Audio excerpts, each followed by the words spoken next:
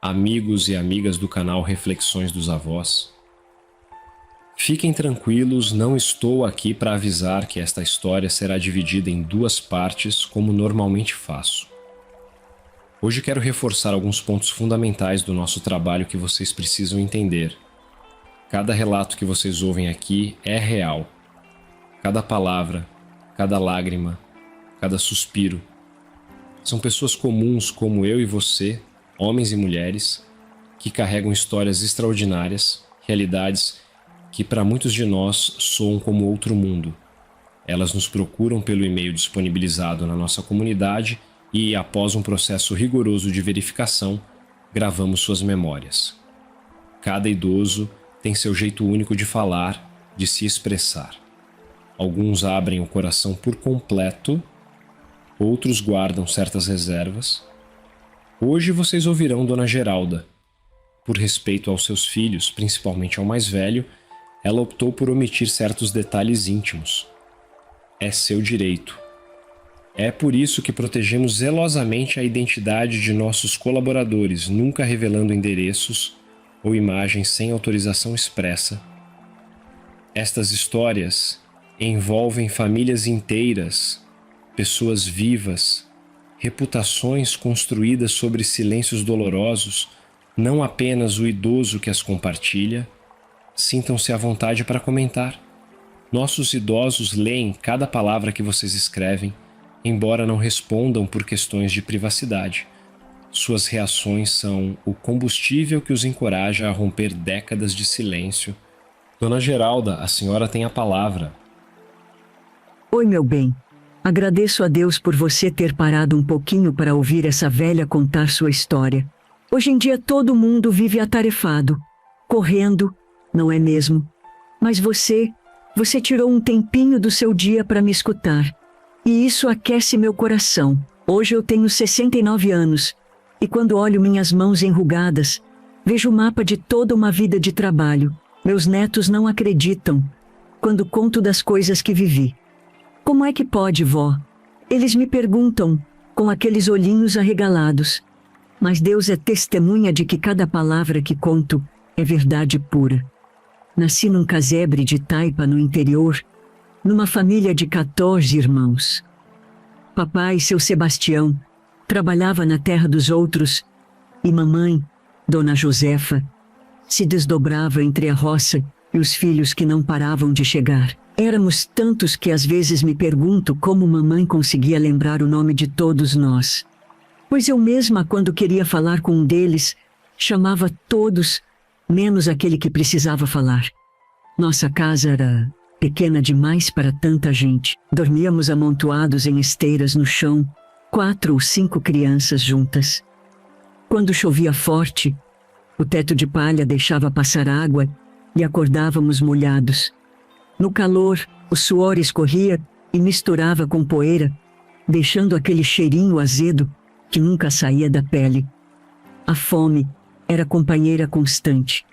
Comíamos quando tinha, e quando não tinha, mamãe fazia um mingau ralo de fubá que esticava no estômago. Foi assim que aprendi a catar comida onde desse, no lixo da venda do seu Manuel, atrás do mercado da cidade, e até mesmo nas sobras da casa do coronel quando ele dava festa.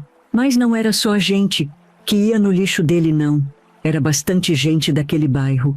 O mais rápido comia mais e levava mais para casa. Geralda, vai lá e vê se sobrou alguma coisa, dizia mamãe. Eu ia com uma bacia de plástico e voltava com restos de comida que para nós era banquete. Será que Deus permite que crianças passem por isso? Eu me perguntava, mas não tinha resposta. Meus irmãos maiores já trabalhavam. Antônio e José ajudavam papai na roça. E Maria tinha casado cedo, aos 13 anos, repetindo a história de mamãe. Severina cuidava dos menores enquanto mamãe lavava roupa na cacimba. Nos tempos de seca, mamãe cavava fundo no leito do riacho até encontrar um pouco de água barrenta, e ali mesmo ensaboava as roupas dos patrões. Quando a água secava de vez, ela ia trabalhar na casa grande e trazia as roupas para lavar com a água do nosso pote, que a gente economizava gota por gota. Eu ficava no meio, nem grande nem pequena, ajudando onde podia. Lembro do dia que perdi meu primeiro irmãozinho. O bebê nem nome tinha ainda quando amanheceu roxinho no balaio que servia de berço. Mamãe chorou calada, papai bebeu mais que o costume. E nós continuamos vivendo como se nada tivesse acontecido. Foi o primeiro de 3 que se foram assim, sem fazer barulho. A vida era dura, mas tinha suas doçuras. Quando chovia depois da seca, o cheiro da terra molhada era melhor que qualquer perfume. Os ipês florescendo na estrada e os banhos no açude nos dias que tinha água. Mamãe cantando enquanto amassava o barro para rebocar a parede da casa. Essas lembranças ainda me aquecem o coração. Papai tinha um gênio difícil, principalmente quando voltava da venda com cheiro de cachaça. Nessas horas, a gente se escondia onde podia. Mamãe ficava calada, aguentando os gritos, e às vezes até os tapas. Homem é assim mesmo, ela dizia quando perguntávamos por que não ia embora. Eu tinha 13 anos quando o coronel começou a reparar em mim. Era um homem de uns 50 anos, viúvo, dono de quase todas as terras ao redor. Papai trabalhava para ele e devia sempre algum dinheiro na venda que também era dele. Por isso abaixava a cabeça e dizia sim, senhor, para tudo que o coronel falava. Naquela época, eu já estava ficando moça, mas meu corpo não acompanhava a idade. A falta de comida deixou a gente tudo atrasado no crescimento. Eu e meus irmãos, todos com cara de mais novo do que era de verdade. Eu, com 13 anos, parecia ter 10. Magricela, ossuda, com os braços finos que nem palito e a barriga estufada que mamãe dizia ser lombriga, mas era fome mesmo. Sempre descalça, com um vestido remendado que tinha sido de Maria, que também não cresceu direito. Mesmo assim, os olhos do coronel me seguiam quando eu passava, e aquilo me dava um arrepio ruim na espinha. Essa menina tá ficando uma mocinha esbelta. Tião, ele disse um dia pro meu pai, quando me viu carregando água na cabeça. Papai riu sem graça e me mandou para dentro de casa. Mas eu vi nos olhos dele que algo tinha mudado. Foi quando começou o que mudaria minha vida para sempre. Um tipo de tempestade que não vem com trovão nem relâmpago, mas que arranca tudo pela raiz igual. Foi numa quinta-feira que o coronel Antenor apareceu em nossa casa. Lembro porque era dia de feira e mamãe tinha saído cedo para ver se conseguia uns restos de verdura quando os feirantes estivessem desmontando as barracas. Papai estava na roça com meus irmãos mais velhos. A charrete parou na frente do nosso casebre e o coronel desceu, todo empertigado, com aquele chapéu de abas largas e o chicote na mão. Severina, que estava peneirando feijão na porta, correu para dentro para me avisar. Geralda, o coronel tá aqui. Meu coração disparou. Não era normal homem importante como ele visitar casa de pobre sem querer alguma coisa. E se papai devia dinheiro a ele? E se vinha cobrar? Podia até expulsar a gente daquele pedacinho de terra. Tem alguém em casa? Ele gritou da porteira. Respirei fundo e saí. Tem sim, senhor coronel, mas papai não tá. Ele sorriu de um jeito que não chegava nos olhos. Não tem problema, menina. Vim mesmo foi falar com a família toda. Que hora seu pai volta? Na boca da noite, senhor. Eu respondia sem olhar para ele como uma mãe tinha me ensinado. Mulher direita não encara o homem nos olhos. Então volto mais tarde. Diga a ele que tem um assunto importante para tratar. E montou na charrete, e vi depois que antes de partir ainda olhou para mim daquele jeito que me gelava por dentro. Você tá ficando uma moça bonita, Geralda. Tem os olhos de um anjo. Parece tua mãe quando nova. Quando o papai chegou e contei da visita, ele ficou nervoso. O que será que ele quer, meu Deus? Se pôs a andar de um lado para o outro, coçando a cabeça. Mamãe voltou logo depois, e a notícia correu. Foi um alvoroço na casa, todo mundo imaginando o que o coronel queria. À noite ele voltou como prometido. Dessa vez acompanhado do Zé Rufino, seu capataz. Trouxe um pacote de bolacha e uma garrafa de cachaça de presente. Papai convidou ele para entrar, mas nossa casa era tão pequena que mal cabia a família. Ficamos na área de fora, sob a luz fraca de um lampião. Os pequenos foram mandados para dentro, mas eu fiquei. Tinha 13 anos, já era considerada moça naquela época. As crianças grudaram na janela para espiar a conversa, mas não escutavam nada. Tião, começou o coronel depois de uns goles de cachaça. Vim aqui porque reparei na sua filha Geralda. Meu estômago afundou. Papai olhou para mim de soslaio antes de responder. Em que posso lhe servir, coronel?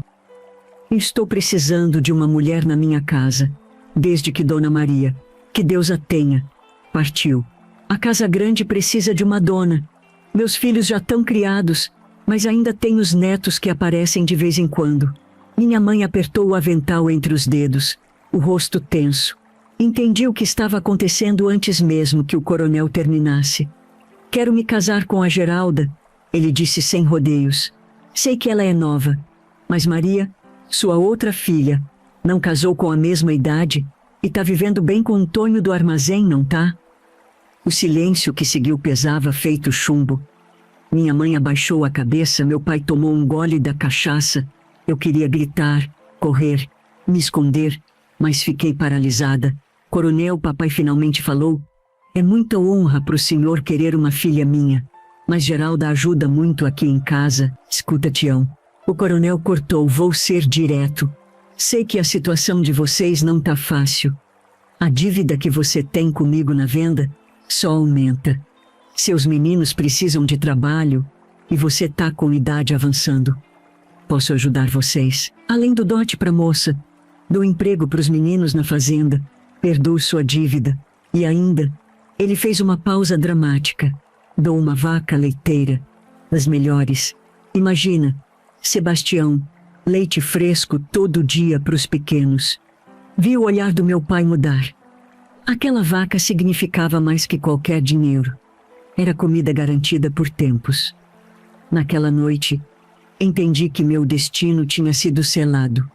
Mesmo que meu pai ensaiasse uma resistência, sabia que no fundo ele já tinha decidido. Preciso conversar com a família. Coronel, foi o que ele disse, mas o tom da voz já indicava rendição. O coronel sorriu satisfeito. Claro, Tião. Volto no domingo para saber a resposta. E antes de sair, olhou para mim e disse: se prepare, Geralda. Vai ter vida de rainha na minha casa. Quando ele partiu, minha mãe começou a chorar baixinho. Meu pai saiu para fora, precisava ficar sozinho. E eu fiquei ali, sentada no chão de terra batida, sentindo que minha infância, mesmo magra e sofrida, tinha acabado de vez. Naquela noite, deitada na esteira com minhas irmãs, ouvi meus pais conversando em voz baixa. É a salvação da família, mulher. Ela vai viver bem lá. Coronel é um homem de palavra. A gente não vai mais catar comida no lixo. Dizia meu pai. Ele tem idade para ser pai dela, Tião. A Maria casou cedo, mas com um homem jovem como ela. A mãe falava. A conversa continuou madrugada dentro. Mas eu já sabia o resultado. O domingo chegou mais rápido que um suspiro. Mamãe passou o sábado inteiro me ensinando coisas que uma mulher casada precisava saber. Como arrumar uma casa grande, como falar com respeito com o marido, como me comportar na mesa. Eu escutava calada, com um nó na garganta que nem deixava a saliva descer. Meus irmãos menores não entendiam direito o que estava acontecendo, mas sentiam que algo importante ia mudar. Você vai morar na casa grande, Geralda?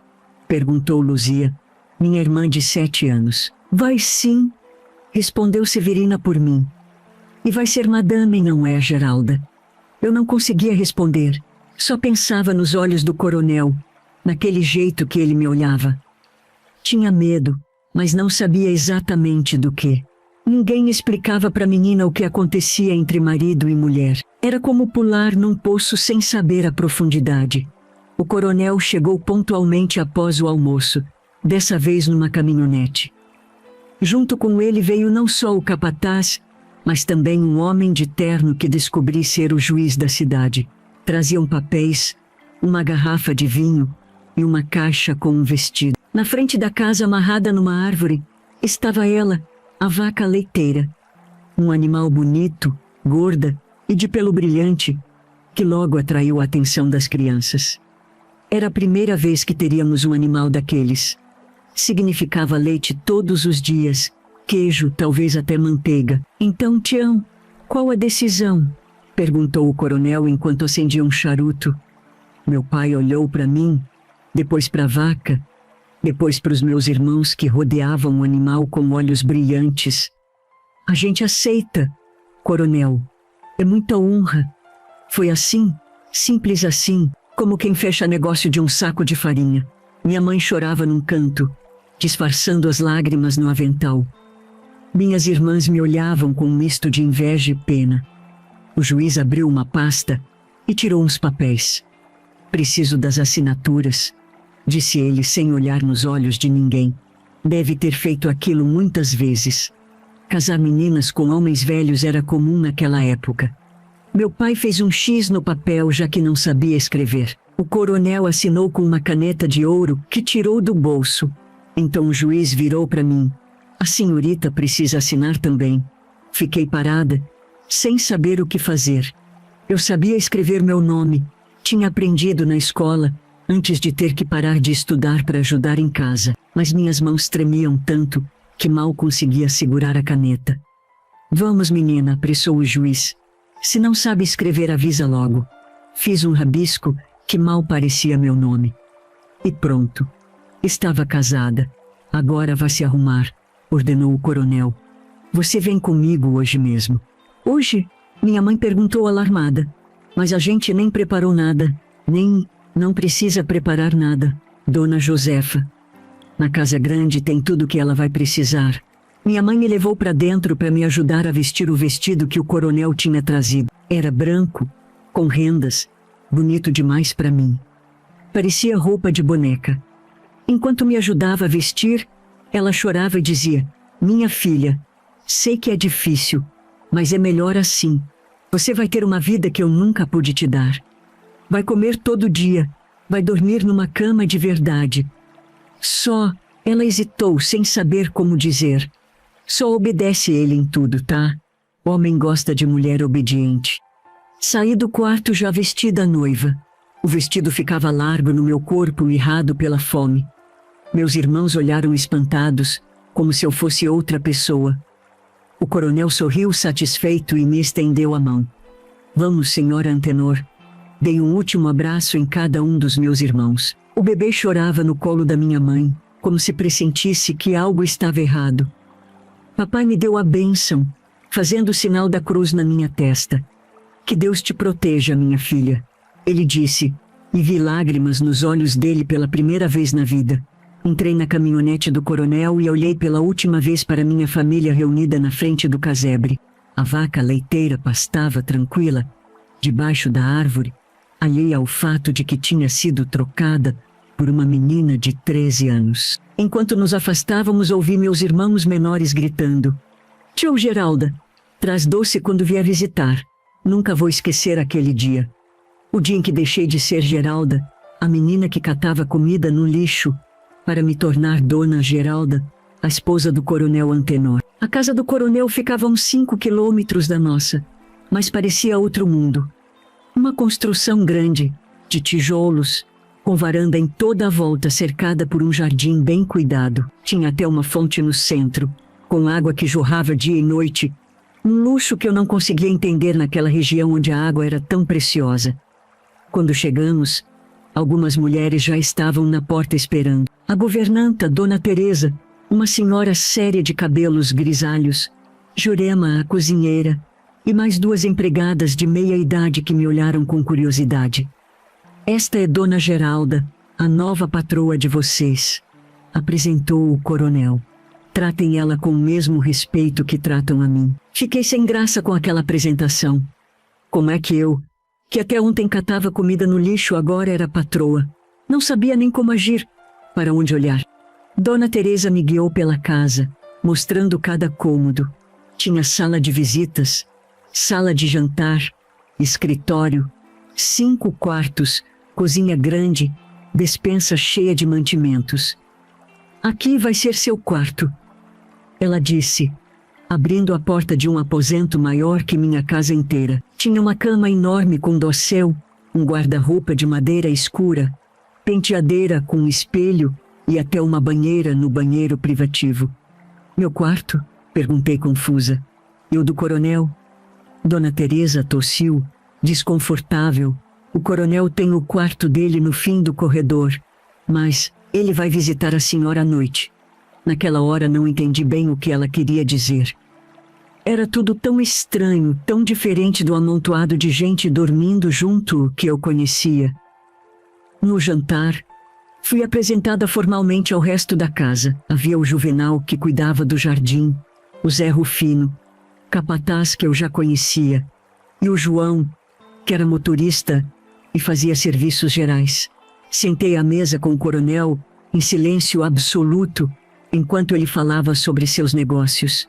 A comida era mais do que já tinha visto na vida. Frango assado, arroz, feijão, salada, batatas. Meu estômago, acostumado com pouco, mal conseguia processar tanta fartura.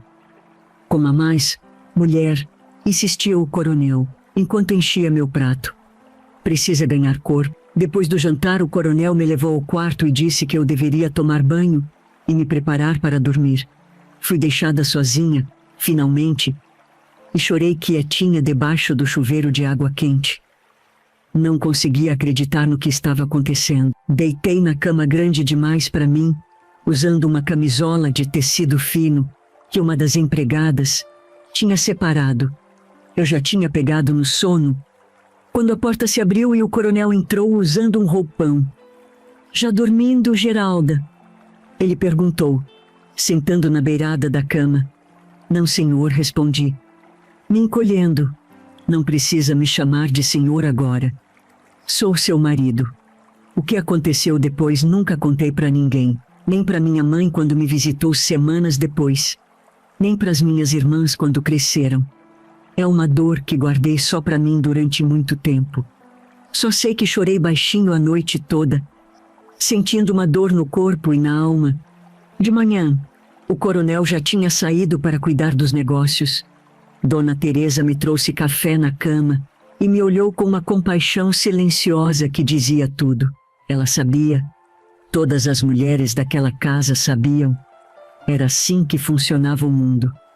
Os dias se seguiram numa rotina estranha. De dia, eu era dona da casa, embora não soubesse o que fazer naquele papel. De noite, era uma menina assustada, que rezava para que o coronel estivesse cansado demais para me visitar. Aos poucos, fui aprendendo coisas, como dar ordens para as empregadas, mesmo me sentindo constrangida por isso, como me sentar à mesa com postura, como receber as esposas dos amigos do coronel que vinham me visitar por curiosidade, para ver a menina pobre que tinha dado o golpe do baú. Uma semana depois do casamento, o coronel me levou para a cidade grande pela primeira vez.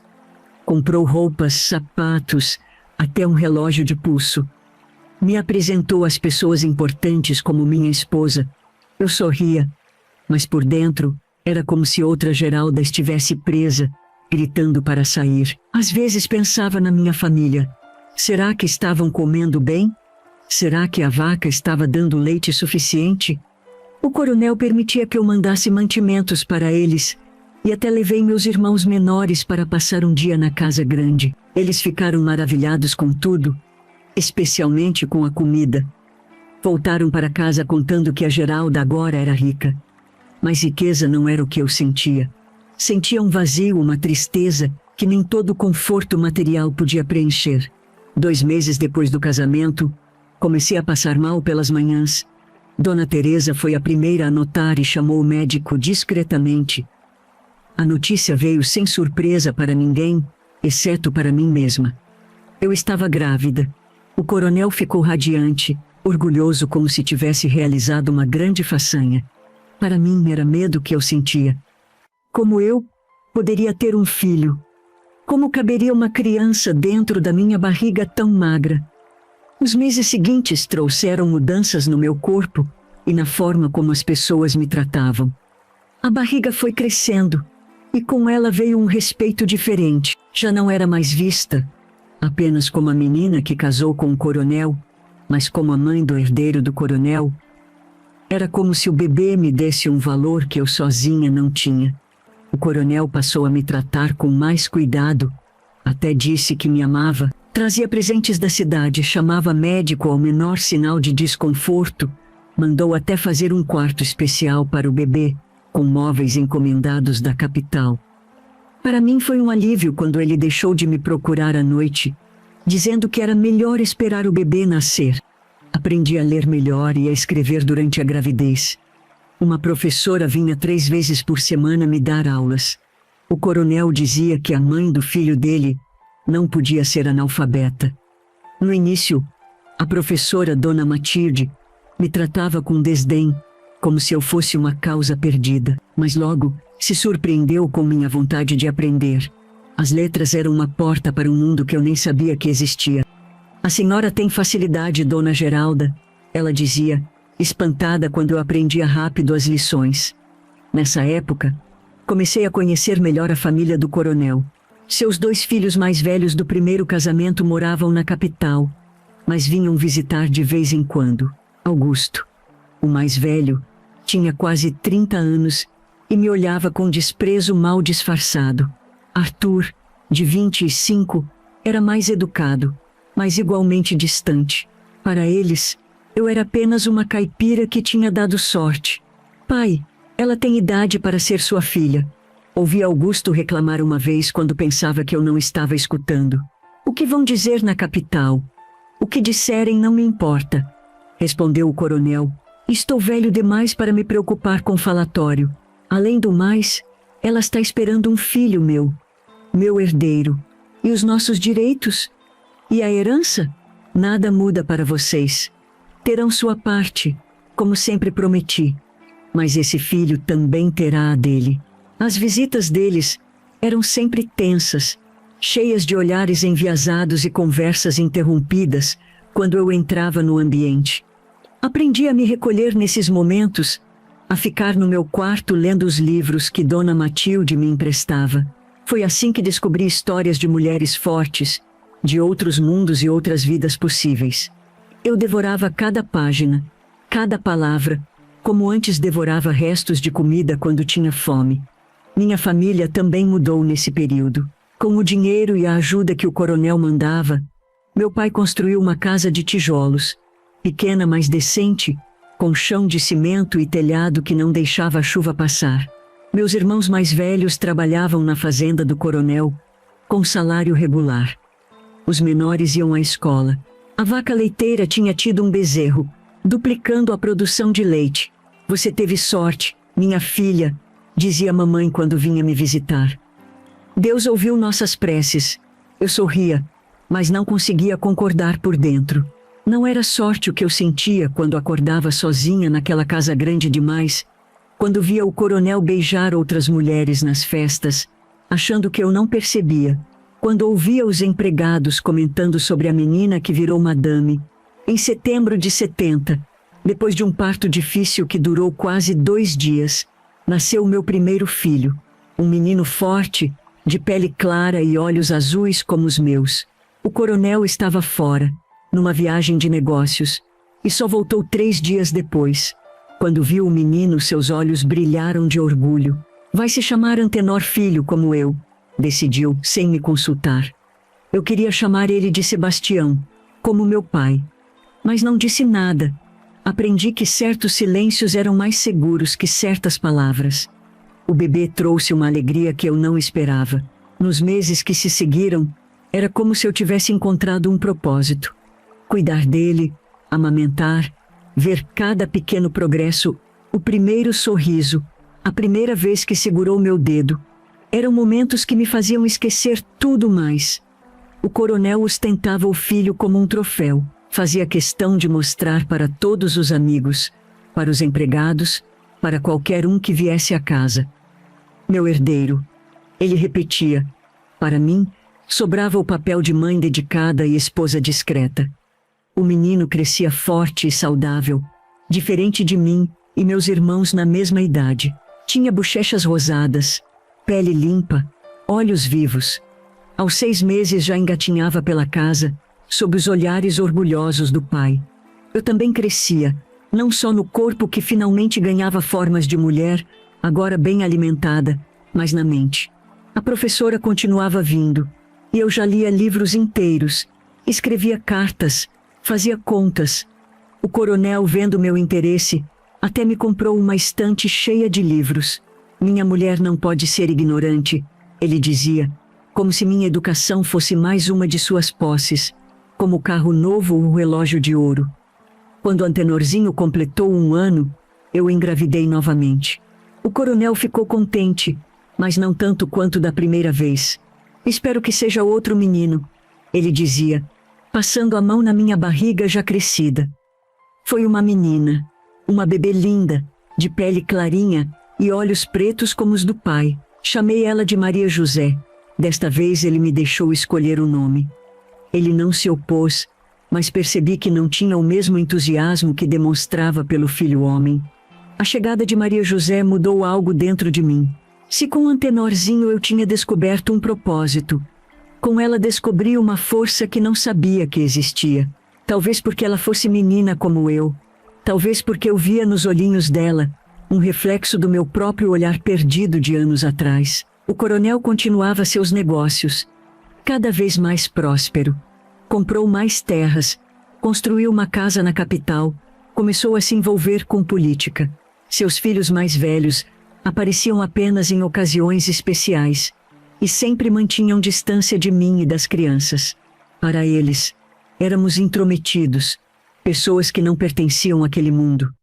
Em casa, eu tinha autoridade sobre os empregados, sobre as despesas do dia a dia, sobre a educação das crianças, mas o coronel ainda era a palavra final em tudo. Com o tempo, aprendi a contornar suas ordens, a fazer as coisas do meu jeito sem que ele percebesse. Pequenas vitórias diárias, como quando contratei uma professora de inglês particular para Maria José ainda pequena, dizendo que era apenas uma babá. A vida seguia seu curso. Eu já tinha 17 anos, 2 filhos e uma posição social que muitas mulheres da região invejavam. Recebia visitas, organizava jantares quando o coronel pedia, supervisionava a casa. Aos olhos de todos, eu tinha tido muita sorte. A verdade que ninguém via é que eu continuava presa, não mais pela pobreza, mas por correntes invisíveis feitas de convenções sociais, de expectativas, de medo. Medo de perder meus filhos se tentasse ir embora. Medo de voltar à miséria. Medo do que o coronel poderia fazer com minha família se eu o contrariasse. Minha família, aliás, raramente me visitava. Papai tinha vergonha de aparecer na casa grande. Mamãe vinha de vez em quando, mas ficava deslocada, sem saber como se comportar. Meus irmãos estavam seguindo seus próprios caminhos, os mais velhos casados, os do meio trabalhando, os menores estudando graças ao dinheiro que eu mandava regularmente. Quando Antenorzinho completou 4 anos e Maria José 3, engravidei pela 3ª. Dessa vez foi diferente. Enjoei muito nos primeiros meses. Tinha dores que não tinha sentido nas outras gestações.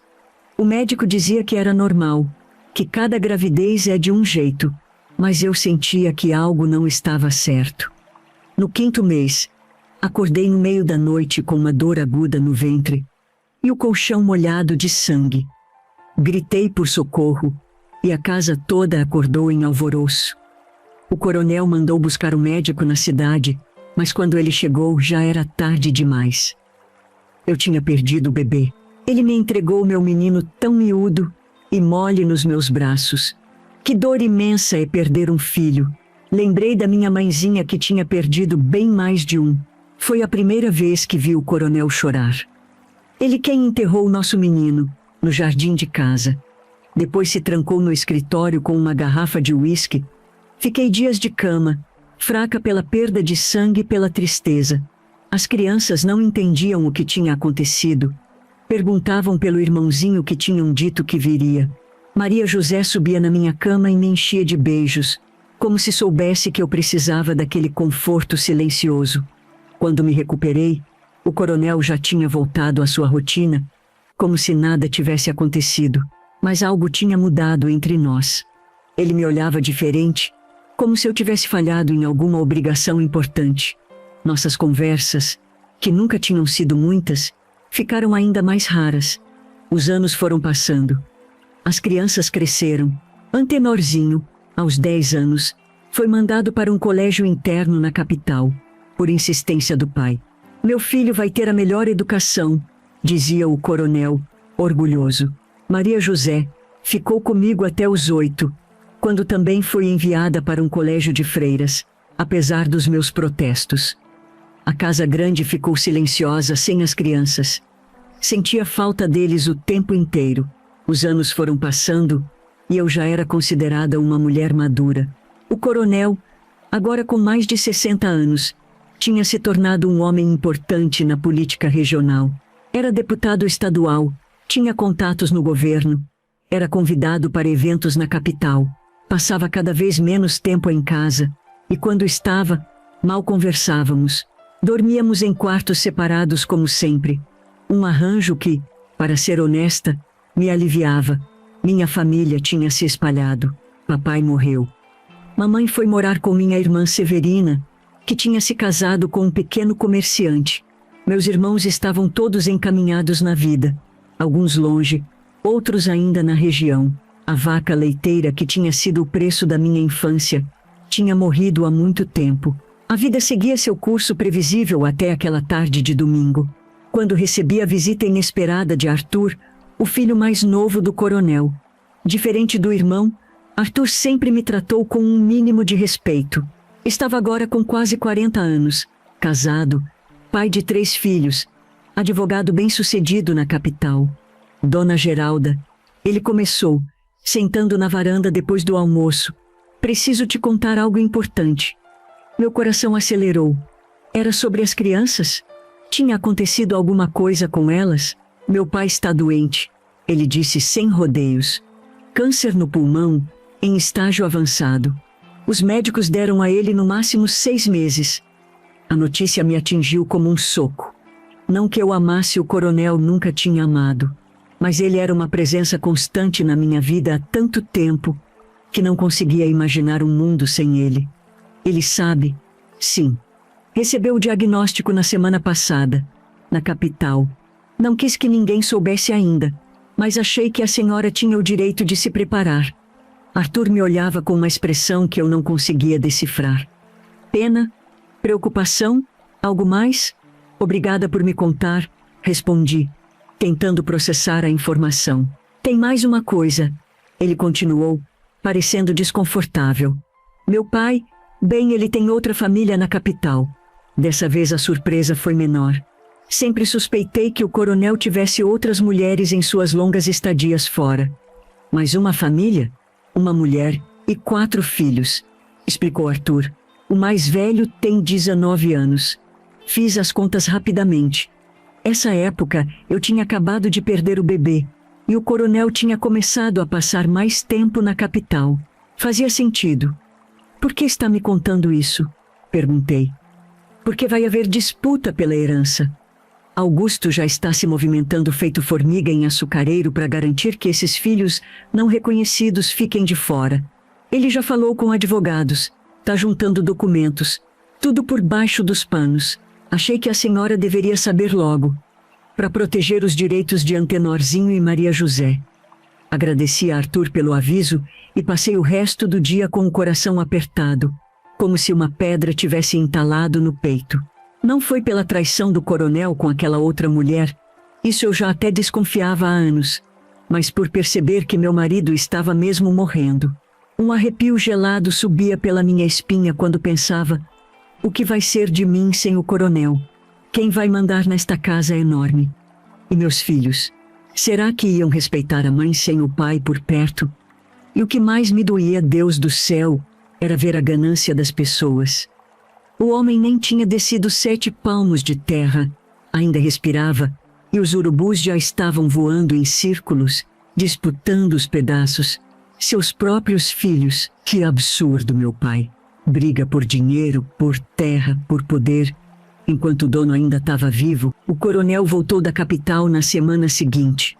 Tão magrinho que seu terno parecia um saco vazio, olheiras fundas que nem poço de água em tempo de seca. Mas ainda fazendo questão de andar ereto, cabeça levantada. Nem ele tocou no assunto da doença, Nem eu tive coragem. Continuamos aquela dança antiga de dois estranhos que moram debaixo do mesmo teto, que mal se olham nos olhos quando conversam. Mas as coisas começaram a mudar devagarzinho, sem alarde. Ele passou a ficar mais tempo em casa. Inventava qualquer desculpa para não viajar. De repente queria os filhos por perto todo santo fim de semana. Mandou buscar Antenorzinho, que já estava no 2º ano da faculdade, dizendo que o menino precisava aprender os segredos da fazenda, conhecer o gado, os negócios. Maria José também foi chamada da capital. Meus filhos adoravam o pai, mesmo ele tendo mandado eles estudarem longe a vida toda. Nas férias, vinham sempre para a fazenda, traziam os amigos da cidade, enchiam a casa de risada e bagunça. Era bonito de ver. Uma noite, quando estávamos sozinhos no jantar, ele finalmente falou, sem olhar nos meus olhos: suponho que você já saiba. Não precisei perguntar sobre o quê. Sim, sei. Foi Arthur quem te contou. Foi. Ele assentiu, sem parecer bravo. Ele sempre gostou de você. Disse que eu tive sorte em ter uma esposa tão discreta e dedicada. Não respondi. O que poderia dizer? Que não tinha escolha senão ser discreta e dedicada. Geralda, ele continuou, a voz mais suave do que eu me lembrava. Quero que saiba que você e as crianças estarão bem cuidados. Já providenciei tudo com meu advogado. E a sua outra família? Perguntei surpresa com minha própria ousadia. Ele suspirou, parecendo genuinamente cansado. Eles também. Augusto não gosta, mas não tenho escolha. São meus filhos também. Os meses que se seguiram foram estranhos. O coronel definhava aos poucos, cada vez mais fraco, mas insistia em manter as aparências. Não queria que ninguém soubesse da doença até ser impossível esconder. Contratou enfermeiros, montou um quarto especial com equipamentos médicos, tudo disfarçado de reforma para conforto. As crianças foram mantidas na ignorância por um tempo. Depois tivemos que contar. Antenorzinho, tão parecido com o pai no jeito autoritário, assumiu uma postura de homem da casa. Maria José, sensível como sempre, chorava escondida quando achava que ninguém estava vendo. Foi nesse período que me aproximei mais de Arthur. Ele vinha frequentemente à fazenda, ajudando a organizar os negócios do pai, preparando tudo para o inevitável. Diferente do irmão, não parecia ressentido com a ideia de dividir a herança. A senhora merece ter tranquilidade, ele me disse uma vez. Depois de tudo que passou, fiquei me perguntando o quanto ele sabia sobre minha história, sobre como tinha ido parar naquela casa. O coronel morreu numa madrugada de abril, em casa, como tinha pedido. Estava tão magro que mal o reconheci no final. A doença tinha levado toda a sua força, todo o seu poder. No último dia, chamou os filhos e se despediu deles. Depois pediu para falar comigo a sós. Geralda, ele disse com voz fraca, sei que não fui um bom marido para você. Fiquei em silêncio, surpresa com aquela quase confissão. Você era tão jovem. Ele continuou. Eu não devia, mas o que está feito, está feito. Não era bem um pedido de desculpas, mas era o mais perto disso que eu jamais receberia. Você me deu 2 filhos bons, ele disse, estendendo uma mão trêmula para segurar a minha.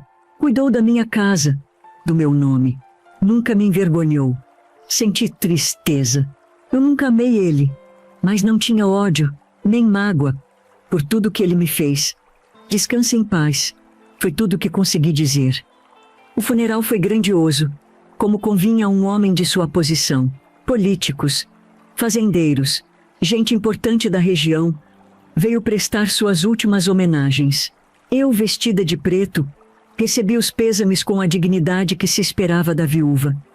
Nossos filhos, agarrados nas minhas mãos como se eu fosse uma boia em mar revolto, aguentaram aquele dia comprido de funeral. Os 2 tinham uma maturidade que me cortava o coração. Quando finalmente fechamos a porta para o último dos visitantes, caímos os 3 sentados no sofá da sala, exaustos, como quem termina uma longa viagem. O que vai acontecer agora, mãe? Perguntou Maria José. enxugando os olhos vermelhos com as costas da mão. Olhei para meus filhos, aqueles 2 pedaços de mim, e senti um vento fresco entrar pelas janelas. Pela primeira vez em muito tempo, talvez pela primeira vez em toda a minha vida, eu me senti verdadeiramente livre. Livre para decidir, livre para respirar, livre para ser o que eu quisesse. O tempo passa feito rio, não é mesmo? Parece que foi ontem que enterrei o coronel, e já se foram 35 anos, mas os anos que passamos juntos foram 24 no total. Hoje, sentada nesta sala da casa que era dele, e agora é minha por direito e por lei, vejo que muita coisa mudou, graças a Deus. Algumas para melhor, outras nem tanto. A fazenda foi dividida conforme o testamento do coronel, como um bolo de aniversário sendo repartido entre os convidados. Os filhos do primeiro casamento, Augusto e Arthur, receberam suas fatias, resmungando que mereciam mais. Os filhos da outra mulher da capital, que nunca tinha posto os olhos em mim nem eu neles, também levaram sua parte. Antenorzinho e Maria José ficaram com um bom pedaço das terras mais férteis. E eu, com esta casa grande, que permaneceu como meu lar, meu porto seguro depois de tantas tempestades. Depois que o coronel morreu, voltei a estudar. Completei o ginásio, fiz o colegial, entrei na faculdade. Aos 40 anos, me formei professora. Não era literatura, como havia sonhado uma vez, mas educação infantil. Queria trabalhar com crianças, talvez para compensar a infância que não tive, talvez para garantir que outras meninas não passassem pelo que passei. Abri uma escolinha na fazenda, para os filhos dos trabalhadores. No início era pequena, apenas uma sala com carteiras improvisadas. Hoje é uma escola completa, com ensino fundamental e médio, que atende crianças de toda a região. É o meu maior orgulho. Meus filhos seguiram caminhos diferentes. Antenorzinho, que prefere ser chamado apenas de Antenor agora, tem muito do pai. Administra sua parte das terras com pulso firme, expandiu os negócios, é respeitado na região. Casou com uma moça da capital, teve 3 filhos que estão agora na universidade. É um bom homem, melhor do que o pai foi, mas ainda carrega aquela rigidez, aquela certeza de que o mundo funciona de um jeito só. Maria José surpreendeu a todos. Sempre quieta, observadora, explodiu na adolescência com uma determinação que ninguém esperava. Recusou a seguir o caminho tradicional de moça da sua classe.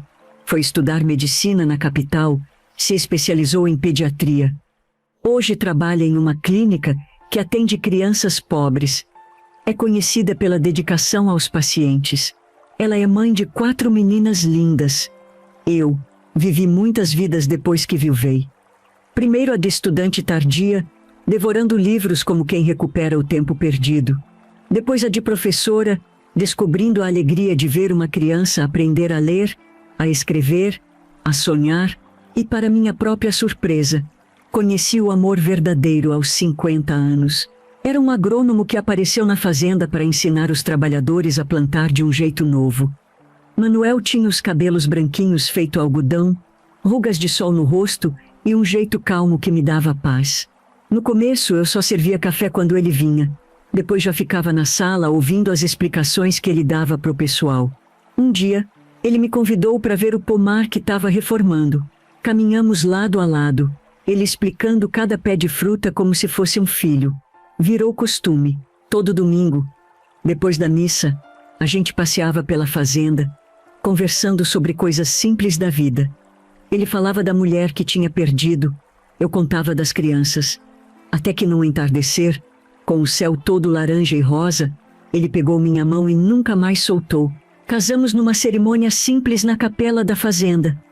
Nada de festa grande, só a família e uns amigos chegados. Antenorzinho foi contra desde o início, ficava de cara amarrada, mal falava comigo. Dizia que eu estava desrespeitando a memória do pai, como se o coronel, que Deus o tenha, não tivesse mantido outra família escondida por anos. Maria José foi diferente. Chegou perto de mim depois da cerimônia, me abraçou com força e disse: "Mãe, a senhora merece ser feliz. Foi como se ela tivesse destrancado uma porta dentro de mim que nem sabia que existia. Nessa mesma época, minha irmã Severina, coitada, partiu deste mundo. Deixou 6 filhos e 5 netos, tudo desamparado. Minha mãezinha, que morava com ela, ficou sem ter para onde ir. Trouxe ela para morar comigo na mesma hora. Ver mamãe, que passou a vida inteira lavando roupa para fora, agora sentada na varanda tomando café em xícara de porcelana, era uma bênção de Deus. No começo ela andava nas pontas dos pés, com medo de quebrar as coisas, comia pouquinho, depois foi pegando gosto. Ela e Manuel viraram parceiros de horta, plantavam de tudo, trocavam segredos de ervas medicinais. Foi com mamãe já velhinha que entendi as escolhas que ela fez na vida, o sacrifício que foi criar tantos filhos na pobreza. Manuel e eu tivemos 15 anos de vida boa. Um dia ele estava comigo na cozinha, fazendo planos para plantar jabuticabeiras novas. Na manhã seguinte, acordei e ele já tinha partido quietinho, sem avisar ninguém. Foram os anos mais doces da minha vida. Com ele aprendi que marido não precisa gritar para ser respeitado, não precisa bater para ser obedecido, que amor de verdade é feito de pequenos gestos, de mãos que se buscam no escuro, de risadas compartilhadas. Agora vivo só, mas nunca sozinha. Tenho meus filhos, netos, até uma bisneta que nasceu mês passado. Um fiapinho de gente com olhos espertos que me olham como se já soubessem todos os segredos do mundo. Tenho lembranças boas, finalmente, para contrabalançar as difíceis. Às vezes penso nos meus irmãos que se foram cedo demais, sem chance de viver. Nos outros que tomaram rumos diferentes. Tem os que ficaram ricos. Tem os que continuam na luta diária. A gente se fala pelo telefone nas datas importantes. Faz reunião de vez em quando. Mamãe se foi um pouco antes do Manuel, cercada pela família toda. No fim das contas, ela conseguiu ver que nem tudo tinha sido em vão. Meu pai, que me vendeu por uma vaca leiteira, por muito tempo carreguei raiva dele. Hoje, com a sabedoria que só os anos trazem, consigo entender que ele fez o que achava certo dentro daquele mundinho estreito onde vivia. Pobreza não deixa muita escolha para as pessoas. Eu perdoei ele e entendo melhor agora. Quando meus netos perguntam como era antigamente, não escondo nada. Conto da menina que catava comida no lixo, da noiva criança trocada por uma vaca. Histórias duras, sim, mas necessárias. O que a gente não fala vira fantasma e assombra a vida toda. É preciso dar nome às dores, para que elas não cresçam na escuridão. Agradeço por você ter me ouvido até aqui. Contar essa história foi como tirar um peso que carregava há tanto tempo. Sabe, a gente guarda tanta coisa dentro do peito que às vezes parece que vai estourar. Cada ruga no meu rosto conta uma história diferente. Tem as de preocupação, tem as de sorriso, tem as de choro. Mas poder compartilhar aqui no canal Reflexões dos Avós me fez bem demais. Se você também é fã deste maravilhoso canal, que conta histórias verdadeiras assim como a minha, escreva nos comentários, Reflexões dos Avós. Antes de me despedir, queria te contar uma coisinha. Lembra que falei das ervas que minha mãezinha e meu Manuel plantavam? Aqueles conhecimentos antigos que vêm de geração em geração.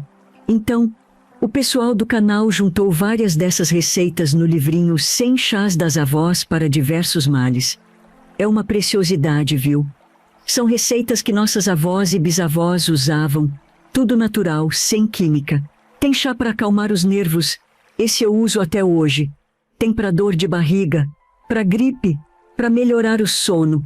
Aquelas receitas que funcionam de verdade. Quando você compra esse livrinho, além de resgatar esse conhecimento tão valioso que está se perdendo, ainda ajuda o canal a continuar trazendo histórias como a minha. Se interessou? É só clicar no primeiro link fixado ali no comentário. Que Nossa Senhora te proteja e cubra sua família com seu manto sagrado. E lembre sempre, por mais difícil que a vida seja, sempre tem um amanhecer depois da noite mais escura.